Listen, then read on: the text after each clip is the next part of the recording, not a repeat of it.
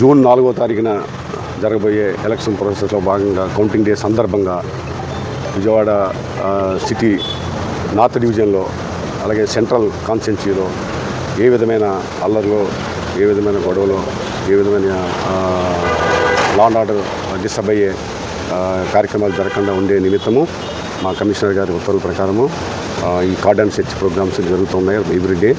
అందులో భాగంగా ఈరోజు ఉదయం 4:30 నుంచి ఇప్పటి వరకు మా నార్త్ డివిజన్కి సంబంధించి నున్న పోలీస్ స్టేషన్లో వాళ్ళ అక్కడ సిఏ గారు దుర్గాప్రసాద్ గారు, ఇక్కడ ఏఎస్ నగర్ ఏరియాలో గురుప్రకాష్, అట్లాగే సత్యంపురం ఏరియాలో వెంకటనారాయణ, వారి సిబ్బంది, వారి ఎస్ఐలు అందరూ కలిసి విస్తృతంగా ఈచ్ అండ్ ఎవ్రీథింగ్ క్షుణ్ణంగా పరిశీలించడం జరిగింది, చెక్ చేయడం జరిగింది.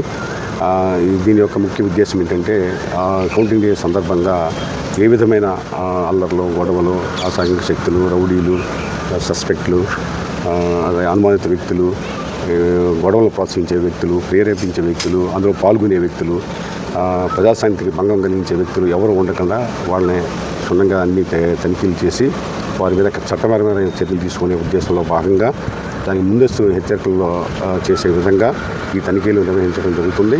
అనుమతులు ఉంటే మళ్ళీ రిపోర్ట్ తీసుకుంటున్నాము. ఏవైనా వ్యాలిడ్ రికార్డ్స్ లేని వాహనాలు ఉంటే వాటిని చెక్ చేసి వాటిని సీజ్ చేయడం జరుగుతుంది.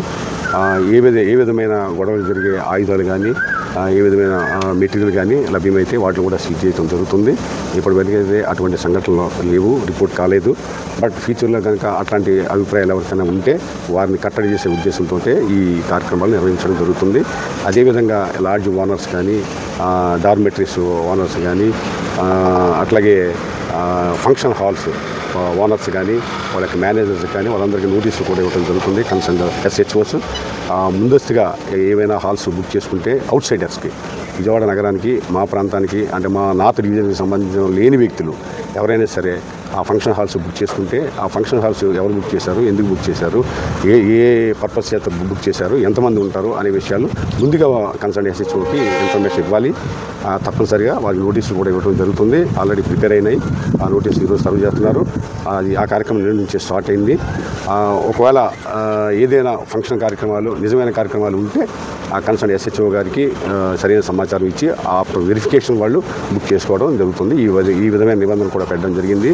బల్క్ బుకింగ్స్ అనేవి మాత్రం ఎక్కడ జరగకూడదు, అవుట్ సైడర్స్ ఉండకూడదు. వాళ్ళు ఏ విధమైన సాంఘిక కార్యక్రమాలకి ప్రోత్సహించడం కానీ, పాల్గొనడం కానీ, చేయడం కానీ ఏ విధమైన జరగకూడదు. ఇది ముఖ్య ఉద్దేశము.